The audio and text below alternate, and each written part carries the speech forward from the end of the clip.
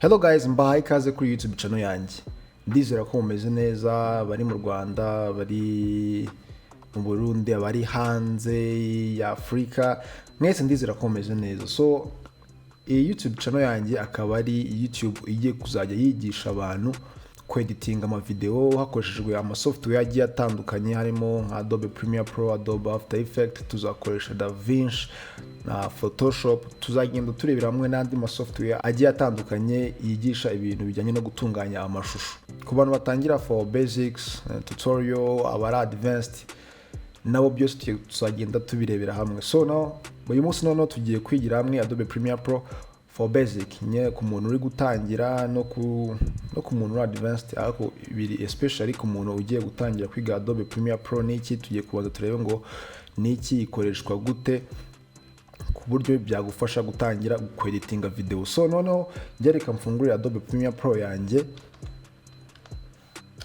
ndaza mfungure Adobe Premiere Pro yanjye. Urabona ko ndi gukoresha version ya 2023. Urabona ko ngerageza gukoresha version iri update, nibyo biba ari byiza cyane. Ikindi bigasaba ko byibuze uba ufite PC ibi strong mu kuntu, byibuze bigasaba ko uba ufite computer igerageza kwihuta. So urabona ko ni gutya Premiere Pro yanjye ifungutse. Ubwo ikintu ngiye gukora, ndaza kuza gukanda hano kuri new project. Hano kuri new project ibi biba bivuze ko uba ugiye gutangira project nshyashya, ugiye gutangira editing. Hano kuri open project yabivuze ko wenda ugiye gufungura project wari umaze iminsi uri gukoraho, n'urugero wari warasavinze muri computer yawe. Urabona hanga muri recent hari ama project yanjye ngewe nari mfitemo hano muri computer, ariko ngiye tugiye gutangira kuri new project. So ndaza nkandana kuri new project, then nabona ko hari ahandi hantu bahise banjyana. Mbo ikintu cy'ingendo turaza kureba, turaza no kuri project name. Hano kuri project name ni izina rya project ushaka kuyita. Urugero uri editinga music video, uri editinga film, uri editinga commercial video, n'urugero. So n'urugero nandikeho video. Hano ni izina rya project nyihaye. So nze hano kuri project location. Hano kuri project location ni naho uba ushaka gusavinga project yawe. Ese izaba iri mu yihe folder, izaba ibitse ku yihe disk. So hanga uraza gukanda kuri V hano, ukaza gucuzinga location ushaka ko project yawe uza kuyibikamo. And then n'urugero reka nze kwibika muri disk yanso Eli Art Pro, reka nyikorere folder nyite ngo n'urugero ni music video, then nyifungure. Mfitemo indi yitwa music video, reka nyite just music project.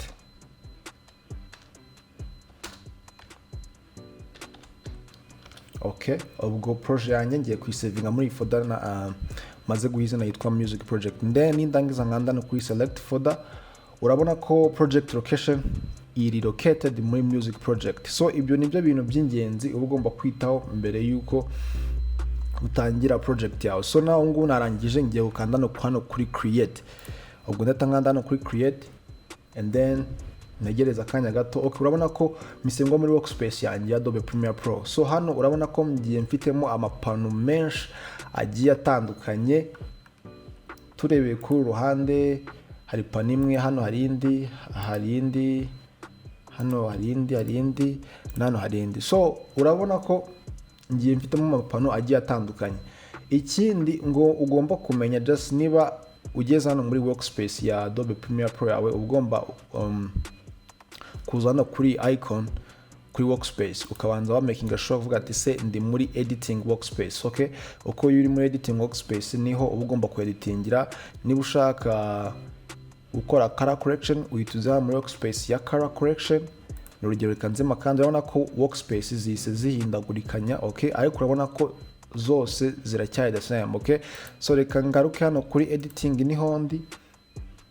Ubwo ugomba kumakinga sure ko uri hano muri editing workspace. Ku bantu bari gukoresha izindi version za Premiere Pro, n'urugero 2020, 2022 na rimwe, ano magambo ari hano still yo aba yanditse hano hejuru, yo ugenda uyabona. Naho ugomba kumakinga sure ko uri muri editing. Okay, So noneho hano dufite amapano agiye atandukanye, none reka nze tuyarebere hamwe, noneho turebe icyo buri pano wenda akamaro kayo, ndetse turaza no kushyiramo urugero rwa video wenda turebe the role of each panel. Okay, so hano ndi muri source panel ahangaha niho nkorera ama effect yanjye, muri effect control nkorera ama keyframe, ndetse iyo ushatse namahitiramo video mba nshaka kudraginga ngo nshyirana muri timeline. Okay, ndi gukoresha utuntu bita marking and markout, turaza kubireba. Okay, and then hano muri program monitor ikintu dufasha naho turebera ibintu tuba turimo kweditinga, niho kaga screen kacu kaba kari iyo turimo kweditinga video yacu. Okay, just ni nka view, ni nk'ibintu tuba turi kureba uko babiri kugenda. Hano muri project panel niho twe importingiramo video zacu tuzikuye muri folder turimo kuzinjiza muri Adobe Premiere Pro. And then aho urabona ko akangaka na agapano k'ama tools, urabona ko harimo ama tools menshi agiye atandukanye tugenda dukoresha turimo kweditinga. And then iyi ngiyi yo ni timeline, yani timeline panel, naho tugenda dukatingira video zacu dutondekanya ama footage. And then iyi ngiyi ni ukureba uko frequency ya audio yacu ibirimo kuzamuka. So ndakeka ni ibi ngibi, nuvuga ngo tunagarutse hanga muri workspace yacu, urugero tugiye muri colors, urabona n'ubundi za pano zacu nariza nzigarutse program, source, project, ya tools yacu, timeline, audio, hagahita hiyongeramo iyindi ya Lumetri color. Urabona ko nyine mba ninjije muri pano ya color correction. Iyo urimo kweditinga color correction, ubwo y'ama colors nahangaha aba ari located. So okay, reka nze ngaruka hanga muri editing panel kuko none tugiye kweditingira. So n'urugero noneho reka nze twimportingemo video yacu. So hari uburyo bwinshi butandukanye bwo kwimportingamo video yawe cyangwa se kwinjiza video yawe muri Premiere Pro bugiye butandukanye. So reka nze turebe wenda uburyo bugira muri bune. Uburyo bwa mbere, hano ndaza gukanda right click kuri mouse yanjye, and then nza hano nkande kuri import. Okay, hano urabona ko mba ngiye kwimportingamo video yanjye. Okay, ubwo n'uburyo bwa mbere, video zanjye ndaza gukoresha izi ngizi. And then ubundi buryo bwa kabiri n'ubundi uraza ukande noneho ni double click kuri left button. Okay, kuri mouse yawe ukaza kwimportingamo video zawe ahantu ziba ziherereye.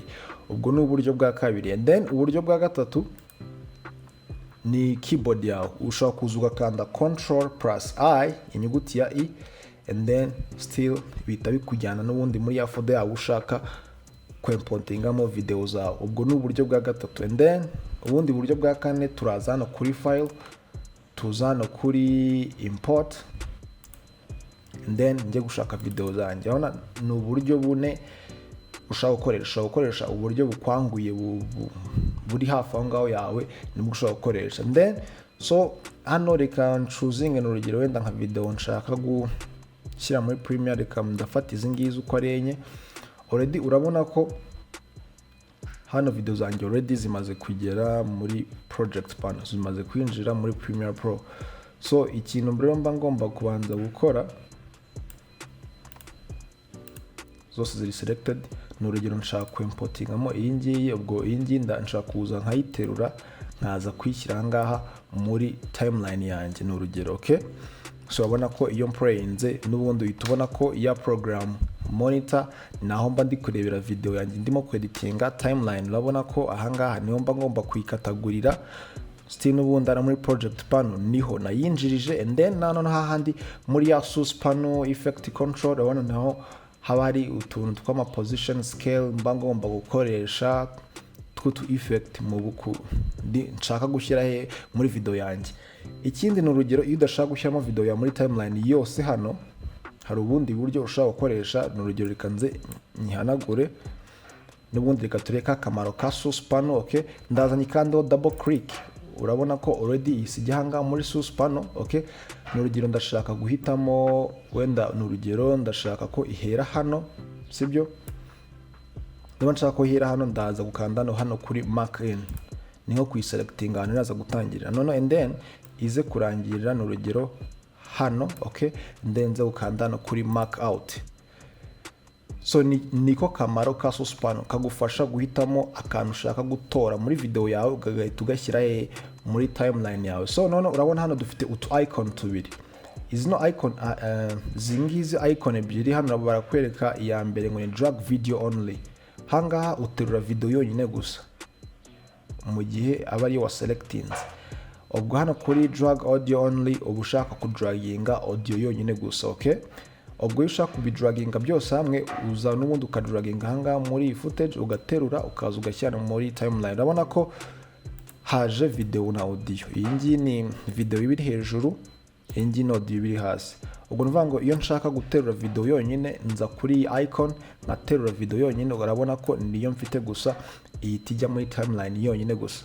Ubwo iyo nshaka audio yonyine still n'ubundi ndaza kudraginga audio only inze nyishyire hehe hano muri track ya audio. Okay guys, ikindi kintu mugomba kumenya kuri timeline, mugomba kumenya ko urabona uno murongo uri hano mfite uyu nguyu utambitse hano usa n'ubyibushye utandukanya video na audio. Video ziba ziri hejuru and then audio ziba ziri hasi. Urabona ko hano kuri kwa zino video ziba ziri hejuru avanze V1, V2, V3 gukomeza bitewe na video ushaka. Ubwo na audio na hano haba hari audio 1, audio 2, audio 3, audio 4 kumanuka bitewe n'ama audio ufite. So uvuga ngo timeline ibirimo ibice bibiri, hari aha video ni hejuru n'aha audio ni hasi. Okay, ndizera ko birimo kumvikana. So urabona ko hano akamaro ka suspan twakabonye nako kudufasha gucuzinga like nka part nk'agace ka video dushaka gutora muri video nini tukayishyira muri timeline yacu. Okay,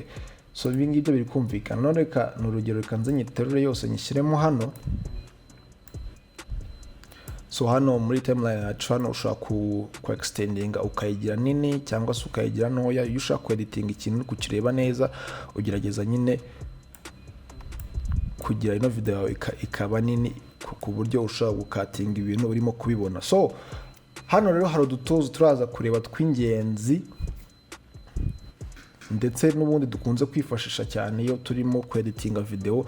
Urabona ino selective tool ikintu idufasha just niyo kumuvinga nka video twiterura tuyijyana ku ruhande left and right, hejuru cyangwa se hasi, niko kamaro kayo. Yego, and then reka nza tuzi turebe n'aka ngaka kano ngo ka track selected forward tools. Okay, ushaka gukanda shortcut yayo, ushaka gukanda A kuri keyboard.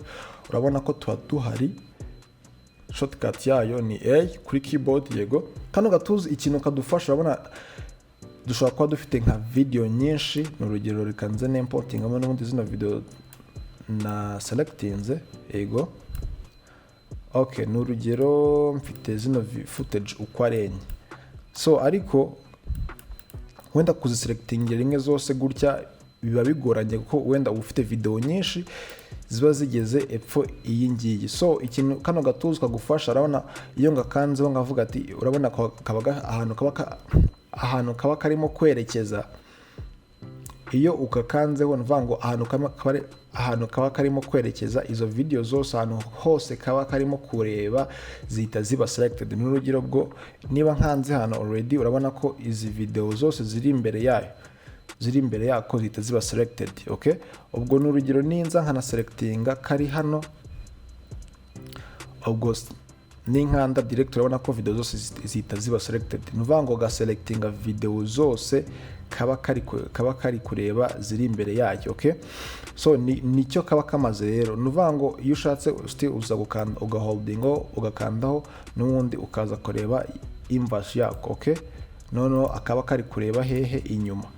N'uvango niba nshaka guselectinga izi video n'ubundi ziri hano inyuma zino uko ari eshatu, ubwo ndaza gukanda hano hejuru yazo pfa kuba zose ziri imbere ya kano gatuzi nze nzikandeho. Urabona ko zihita ziba selected zose, utiriwe wigora ngo uraza gukoresha ino selective tool uri guselectinga just wenda nta mwanya ufite. Kano gatuzi ikintu kagufasha no gahita kabiselectingira byose at the same time. Okay, so reka nze tuze turebe noneho kano ka repo edit.